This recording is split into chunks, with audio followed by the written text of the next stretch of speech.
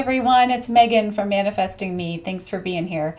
I write, talk about, and teach manifesting. I have this little book called The Pocket Guide to Manifesting, which you can find on Amazon.com or in select bookstores. People who have read this book tell me that it changed their life for the better. They were able to, once they finished reading it, and by the way, it's a quick, fun read with lots and lots of examples of stuff that I've manifested, things that other people have done for manifesting. It's packed with good stuff.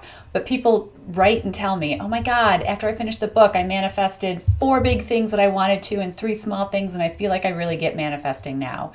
At the very least, if you get this book and read it, you'll know how to manifest 3 times what you paid for it to come back to you in a fantastic way that delights you. So, hey, make some money, right? Buy the book. And all the other information you might want to know about me or what I do is in the description box of the video. Okay, I want to get right into it. So I had somebody ask me last week, it was kind of one of those questions like, well, why do you like manifesting? Like, what is it? What's your passion around this particular topic?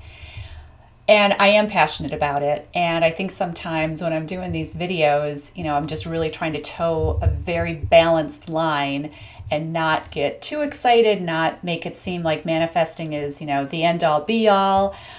But I'll tell you what, when I learned how to become a conscious creator and start manifesting life on my terms, my life went from drab to delightful. I experienced things when I was in my, teenage years and 20s, and I thought, holy crap, if this is what my life is like for the rest of my life, I don't want any part of it. I mean, I was depressed. I was living paycheck to paycheck. I remember not always living so well paycheck to paycheck and bouncing checks. My relationships were so full of drama and chaos, and I wasn't happy. I mean, that's really the bottom line, is I just wasn't happy in life. And I kind of felt like life happened to me. I had a victim mindset where, it was just like, oh my God, what else could go wrong? And then I started to turn things around. And when I realized that I was the creator of everything in my life and that I kind of had this ability to attract people and things and experiences into my life according to where my thoughts and feelings were. And in other words, where I was, where my energy was frequency-wise, things got real good real fast. And then I got super excited because I started to manifest some huge, huge, wonderful things. And that's actually, the culmination of having manifested a lot of really big, exciting things is why people who were close to me, some friends of mine in the blogging world, had said, well, write a book about it. Like, you have these really great things happening in your life. You seem to have unlocked something with manifesting. Write a book. So I did. And manifesting became a gift of mine. And so anybody who wants to hear about it, I want to share it with them because I believe it changes lives for the better. It puts us in a more positive mindset and allows us to start bringing to us the things that we really want from life, as opposed to just waiting around, hoping, praying, oh my God, I hope my life gets better. It's so sucky right now. I mean, I've been there. I've been there where life has just looked like a train wreck. And then I started to understand that I was playing a part in it because of the way that my mind worked. I was letting my mind go to all of the negative places that a mind can go. I was focusing on all the negative stuff that was happening, and anybody who wanted to listen to me complain, I was so ready to give them an earful. And I didn't know at the time that I was contributing to what was going on in my world. And then once I started to understand how minds work, how emotions work, what the universe is comprised of, how we're all energy and we're all vibrating, like frequencies are drawn together, I looked back at my life and I said, holy crap, I was the one who created all that. I was the one who created the drama, who created the jobs I hated, who created the relationships that didn't work, who created the money issues. That was me. And oh, by the way, now I get to do something completely different. And so from that point forward, that's what I did. So I wanted to share just a few because honest to God, I cannot remember all of the cool, I want to swear, but I won't, all the cool stuff in life that I've manifested so far. It's a long list, and there's still stuff that comes to mind where I'm like, oh my God, I totally forgot that I had done that happened to me. So I just want to share a few that kind of stick out right now. Again, it's a long list. It's a fun list. And I'm focusing on the good stuff that I've manifested because I do believe that I manifest absolutely everything in my life. So, if I stub my toe, that wasn't an accident. Like, I did that. There was a reason that I did it. And that's where my vibration was at the time. So, but I want to focus on the really fun stuff. And I'll start with probably the most important one in my life, which is my partnership with my husband. So when I manifested my relationship with my husband, Jim, I had gone through my 20s and 30s and kissed a lot of frogs. And I've done another video about this, which I might link to in the description box. We'll see if I remember to do that. Kissed a lot of frogs. And I just couldn't seem to find the right person for me. I knew I wanted to be with one person. I wanted a monogamous relationship, and I didn't want to settle. I was, I had many opportunities to hitch my wagon to somebody else's and to, get married and do that whole life forever thing. And it didn't feel right. So getting into my late 30s and just going like, holy crap, I really need to figure this out. So beautifully, I was able to put some things together for myself. I found what the missing pieces were in my vibration, and I was able to manifest meeting my husband within like a few days or a few weeks. I mean, it was a very short amount of time. We're not talking months here. It was like I figured something out, I set an intention, and within this small window, Jim just came barreling onto the scene, and just everything. He was beyond my fondest dreams. He ticked all of the boxes for the things that I had said that I wanted in a perfect for me dream partner. And then I'd also left it up to the universe. I said, hey, here's my list, universe. I want this list or better to manifest. And Jim came in with that list and better. Things I didn't even know to ask for, things I didn't quite know were possible because I hadn't experienced them with somebody up to that point. And then Jim comes in and it's like, oh my gosh, unbelievable. He was the answer to maybe 15 years of me going, please, God, universe, whoever, whatever, like just bring in the one. And I'm so, so glad that it took us both as long as it did to find each other, because we do joke. When we first met, we joked like, where have you been my whole life? And one of the things he said early on, he goes, you wouldn't have wanted to know me 5 years ago, 10 years ago, whenever. And I thought, yeah, you wouldn't have wanted to know me either. I had to really kind of work some stuff out for myself along the way. And that's what all those frogs were for. So great. I did a great job with that. And the thing that I like about it is that it wasn't just, we came together, we fell in love, we got married, and that's the end of the story. The story keeps going. And it keeps going where we're both continuing to learn more about ourselves as we're in relationship with each other. So we both continue to grow, and it feels really good. And the nice thing is that we're growing together. We're on this path together. So Jim is probably my favorite person, experience that I've manifested in my life to date. I have my number 2 favorite experience that I've manifested, I think, is when I manifested a near $1 million job offer. And it happened within a few hours of me imagining what it would be like if I was a millionaire. That was a phenomenal experience, and I still go back to it in my head, and it's almost like, wow, I can't believe that happened, and yet it did. And actually, my brother, Brian, God bless you, I love you, had actually said to me, I don't think that actually happened, because I think he had read my book and, said, that seems like a pretty tall tale. unfortunately, Brian forgot that he was the third person I called and that we actually had a full discussion about it. When it happened, I talked to my mom about it because I was flying down to see her at the time that the offer occurred. So she and my stepdad heard about it first, and they could see on my face like, oh my God, something huge just happened. Then I talked to my brother Chris, and then I talked to my brother Brian. So I called both of my brothers to talk about it.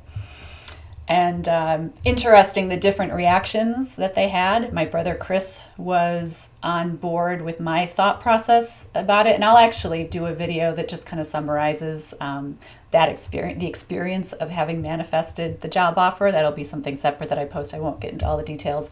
It is in the book, and it is in the Manifesting 101 course that's available online right now. And a lot of you have heard me talk about it before or touch on it, but in any case. So my brother Chris and I were of the mindset, phenomenal to be offered basically $1 million, to earn $1 million in a year. The circumstances of the job, however, didn't feel safe to either of us. And so we both kind of joked like, yeah, it's great to earn $1 million, not great if you don't live long enough to actually enjoy it. And that was kind of that. I don't think this job is the one for me just because of where the job would, where I would have to move to do the job and just what was going on in the world at the time. Then there was my mother and my brother Brian, and they were like, take the job. My God, why wouldn't you take that job?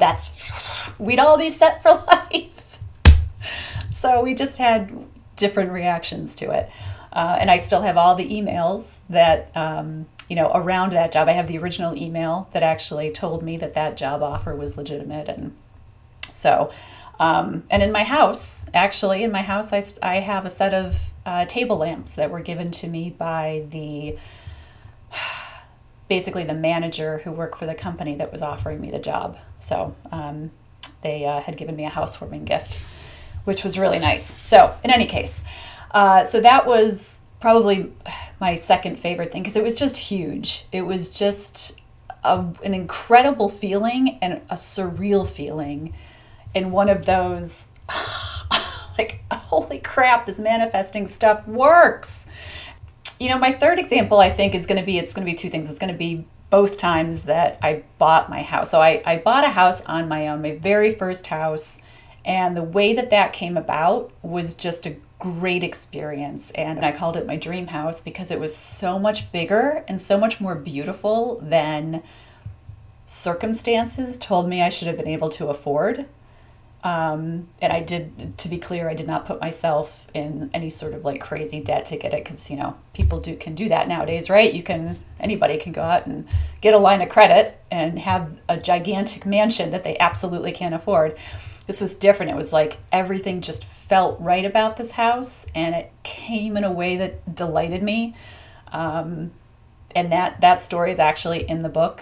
And I loved it because it was kind of this process of have a vision of what you want, put it out into the universe, and then trust. I actually had one of my friends who was with me at that time in life had to walk me back from trying to control the outcome too much and trying to control the details of how it happened. And he just, he didn't say like, don't do that. Instead, he just kind of shared some little nuggets of wisdom that made me realize, oh yeah, I'm getting too caught up in the how. And I'm not trusting that what I want, this beautiful dream home, is going to actually come to fruition. So that would be another example. And then just where Jim and I are right now. I mean, when we found the house that we're in now, it's just this super cute, cozy, beautiful land. Like, again, our dream home list that we had, this house checked all of those boxes and then some. So some things we didn't even think to ask for, the universe gave us. And it's been such a joy living here. Some other little examples of things, and I forget these things happened until, they pop into my memory, or I'm forcing myself to, go through emails from 10 years ago, 15 years ago, because of course, I love to write. And a lot of times my record keeping is emails that I send to other people, to friends or, whoever. And I remember when I was in my early 30s, I was really keen that I wanted to be on the Oprah Winfrey Show. She doesn't even have a show anymore, but she did at this time. And so being on her show was something that was on my want list. And there was an opportunity for, it almost happened. I won't even get into all the details. Here's what I'll say, is that I had a chance. And I had a chance to be on the show as an audience member who was going to actually be interviewed, like for, why I wanted to be there on that particular show. I had a communication. I had emails back and forth and a phone call with the producers of the Oprah show. And it was one of those like, holy, and again, I feel like I want to swear, but I'm not going to. It was one of those incredible moments where I just remember feeling like, is this my life? I wanted to be on the Oprah show. And then I submitted an email on something to, it was like they would do like these audience calls, like, hey, we're having this show coming up, and if you have any examples of ways in which your life has been affected by the guest who's going to be on or whatever. And I was like, it was a favorite author of mine was going to be on. And I was like, reading this woman's book empowered me in ways that I'll take with me for the rest of my life. And so I wrote an example in, responded to the email, and then they wrote back and they were like, we would like to speak with you, and can we set up a time to talk? It's like, oh my God. And then of course I talked to one of the producers on the phone and was trying to, and I was so nervous. I wish I could go back and do it again. Because here's what happened. It's like, okay, well, were you actually on the show? No, I wasn't on the show. I'm so mad at myself because I created the experience. I created the opportunity. I gave myself the opening, and then I manifested that I wouldn't get it. So it's like, that's manifesting, right? It's like we give, one hand creates and the other hand destroys. I don't know. So I had this chance to be on, but I was so nervous talking to the producer, and immediately all of my self-doubt, I remember, just like flooded up into my mouth. And I just kept thinking, this example is not strong enough. This example, what I wrote in, what I'm talking about, it's not good enough to be on the show. Well, guess what? I didn't get selected and didn't get flown to Chicago and didn't get to actually meet this incredible author who changed my life. By the way, it was Louise Hay. But it was very fun to talk to Oprah's producers.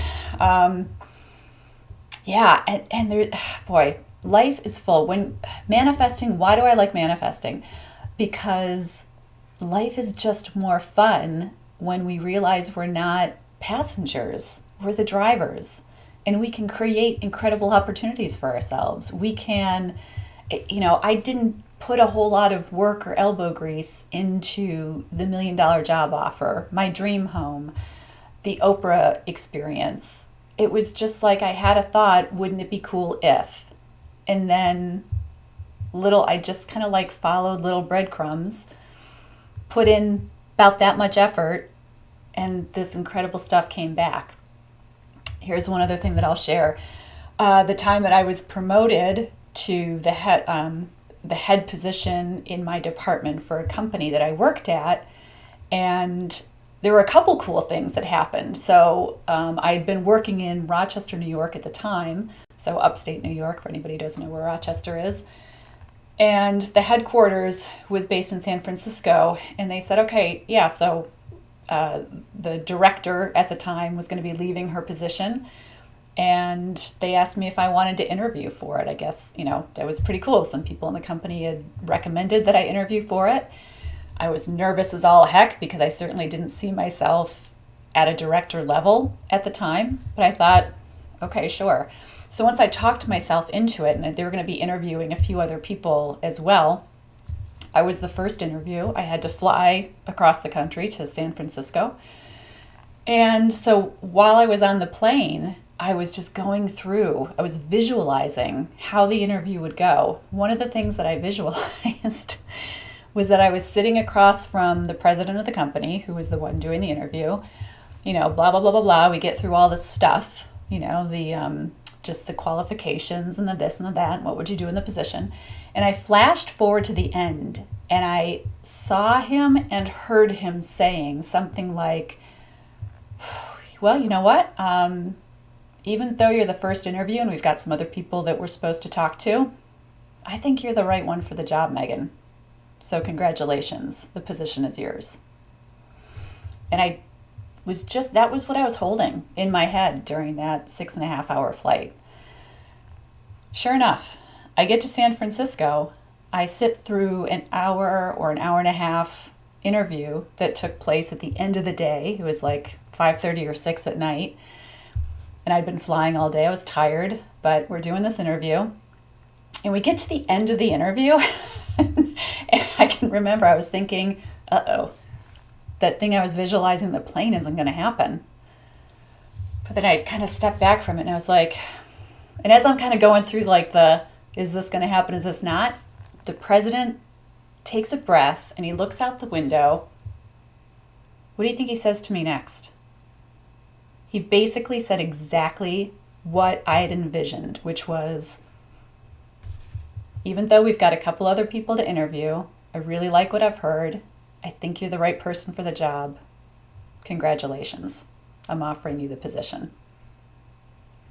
I was stunned. But again, it was that like, yeah, of course.